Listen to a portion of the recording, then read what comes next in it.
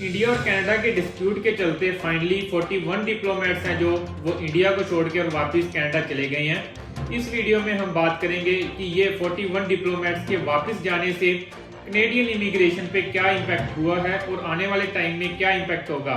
साथ ही साथ बात करेंगे 41 डिप्लोमेट्स के वापस कनाडा में जाने के बाद काफी अफवाहें फैल रही हैं और कई लोग तो ये कह रहे हैं कि कई जगह पर जो वीएफएस है वो बिल्कुल बंद हो गए हैं और वीएफएस में जो बायोमेट्रिक है वो भी होना बंद हो गया है।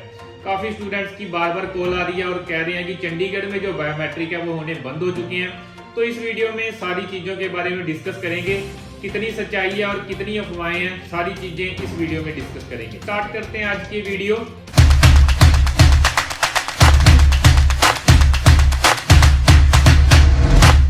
Hello everyone, hopes you are fine. This is Jaspreet Deol from Aware Visa Immigration. सबसे पहले आप सबको पता है कि इंडिया और कनाडा में जो डिस्प्यूट है पिछले 1 मंथ से चल रहा है, जिसके चलते Indian prime minister Narendra Modi ने 41 डिप्लोमेट्स को इंडिया लीव करने के लिए बोला हुआ था और फाइनली वो 41 कनेडियन डिप्लोमेट्स इंडिया को छोड़कर वापस कनाडा चले गए हैं।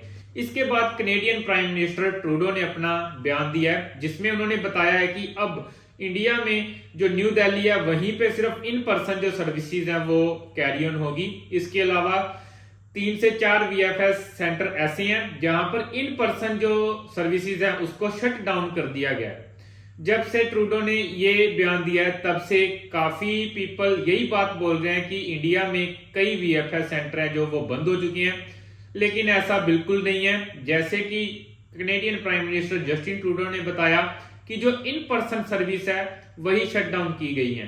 तो इन पर्सन सर्विस में वो सर्विस आती है जिसमें कि कोई भी एप्लीकेंट पीपीआर आने के बाद अपना जो पासपोर्ट है वीजा स्टैंपिंग के लिए खुद वीएफएस सेंटर जाकर जमा करवा कर आता है। स्टैंपिंग के 2 तरीके होते हैं, एक होता है कोरियर के जरिए अपना जो पासपोर्ट है वो एम्बेसी में भेजना, दूसरा होता है वीएफएस सेंटर पे जाके अपना पासपोर्ट जमा करवाना। अब कोई भी पर्सन वीएफएस जाकर स्टैंपिंग के लिए अपना पासपोर्ट जमा नहीं करवा सकता, उसको अपना पासपोर्ट स्टैंप करवाने के लिए कोरियर ही करना पड़ेगा। कोरोना के टाइम पे भी ये चीज देखने को मिली थी कि जो इन पर्सन सर्विसेज थी वो शट डाउन थी। तो यही चीज अब हुई है। ऐसा बिल्कुल नहीं है कि जो वीएफएस है वो बंद हो चुके हैं और ऐसा भी बिल्कुल भी नहीं है कि जो वीएफएस सेंटर्स पे ये इन पर्सन सर्विसेज बंद हुई हैं वहां पर अब बायोमेट्रिक नहीं होगा।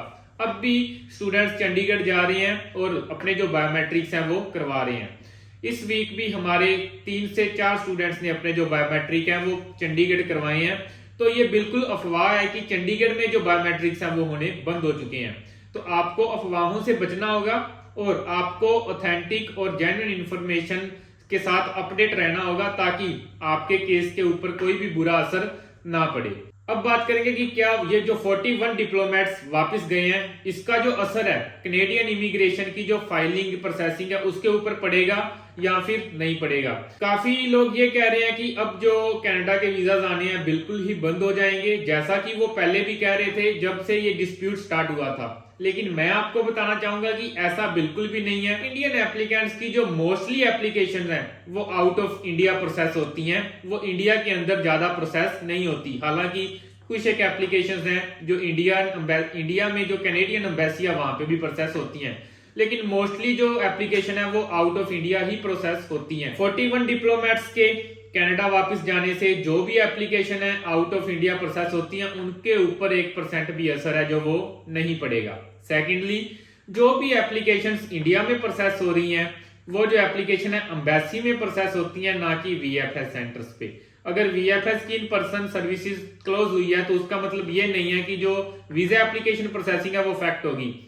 यहाँ पे मैं आपको बताना चाहूंगा कि इंडियन प्राइम मिनिस्टर ने यह भी कहा है कि हो सकता है कि कहीं ना कहीं जो वीजा रिजल्ट है वो डिले हो, लेकिन ये जो डिले है वो बहुत बड़ा डिले नहीं होगा। ये नॉर्मल प्रोसेसिंग से लिटिल बिट जो प्रोसेसिंग है वो डिले हो सकती है, अराउंड 5 to 10 डेज या 20 डेज, लेकिन इससे जो ज्यादा है प्रोसेसिंग वो डिले नहीं होगी। डिप्लोमेट्स का वीजा एप्लीकेशन प्रोसेस में कोई ज्यादा अहम रोल नहीं है और वीएफएस सेंटर में इन पर्सन सर्विसेज ही बंद हुई हैं, लेकिन बायोमेट्रिक सर्विसेज अब भी पहले की तरह ही चल रही है, तो आपने किसी भी अफवाह के ऊपर यकीन नहीं करना। इसी बीच जस्टिन ट्रूडो ने यह भी कहा है कि वो ऐसा कोई भी स्टेप नहीं उठाएंगे जिसके कारण इंडिया और कनाडा के जो रिलेशंस है वो खराब हो, या फिर जिसके कारण जो भी एप्लीकेंट्स की फाइल कनाडा में लगी हुई है उनकी फाइल अफेक्ट हो, या फिर जिन भी एप्लीकेंट्स की जो फैमिली मेंबर्स हैं वो कनाडा में हैं उनके जो रिलेशंस आपस में अफेक्ट हो। साथ ही साथ उन्होंने ये भी बयान दिया है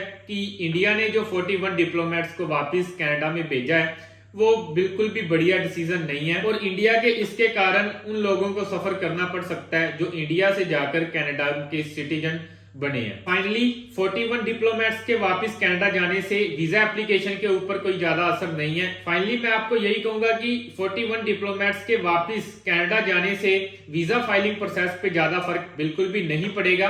अब भी वीजा रेगुलर आ रहे हैं, इस वीक भी काफी स्टूडेंट्स को वीजा हासिल हुए हैं, तो आप अपनी जो वीजा एप्लीकेशन है वो निश्चित होकर प्रोसेस कर सकते हैं। इसी तरह की यूजफुल इंफॉर्मेशन के लिए आप हमारा यूट्यूब का चैनल सब्सक्राइब कर सकते हैं। अगर आपको किसी भी तरह का डाउट है आप कमेंट सेक्शन में राइट कर सकते हैं, या फिर हमारे दिए गए नंबर्स पे हमें कांटेक्ट करके हमारे से बात करके अपना जो डाउट है वो क्लियर कर सकते हैं। Thanks a lot.